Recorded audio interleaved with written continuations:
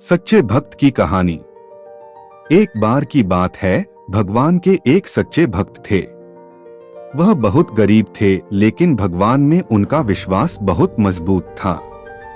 वह हर दिन मंदिर जाते थे और भगवान की पूजा करते थे।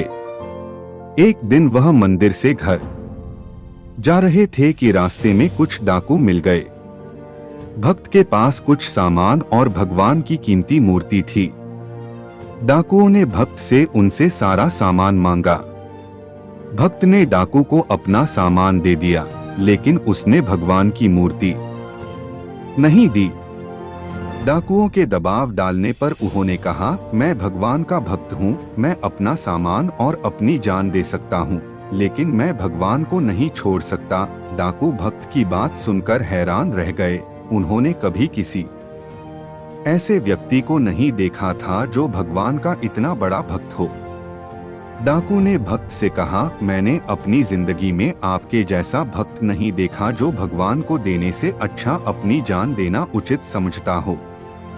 मैं आपको कुछ पैसे दे रहा हूं, आप इन पैसों से अपना जीवन अच्छे से जी सकते हो। भक्त ने डाकू के पैसे लेने से मना कर दिया। उसने कहा, मुझे पैसों की जरूरत नहीं है, मुझे भगवान पर भरोसा है, वह मुझे सब कुछ देगा। डाकू भक्त की बात सुनकर और भी हैरान रह गया। उसने कभी किसी ऐसे व्यक्ति को नहीं देखा था जो भगवान का इतना बड़ा भक्त और इतना ईमानदार हो। डाकू ने भक्त से आशीर्वाद लिया और वहां से चला गया। भक्त घर गया और भगवान की पूजा करने लगा। वह भगवान को धन्यवाद दे रहा था कि उसने डाकू से उसे बचाया था। भक्त को पता था कि भगवान कभी भी उसका साथ नहीं छोड़ेंगे। भक्त भगवान की कृपा और अपनी मेहनत से एक दिन बड़ा आदमी बन गया।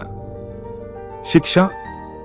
सच्चे भक्त की कहानी से हमें शिक्षा मिलती है कि हमें हमेशा भगवान पर भरोसा रखना चाहिए। चाहे कितनी भी मुश्किलें आ जाएं, हमें कभी भी भगवान पर भरोसा नहीं छोड़ना चाहिए।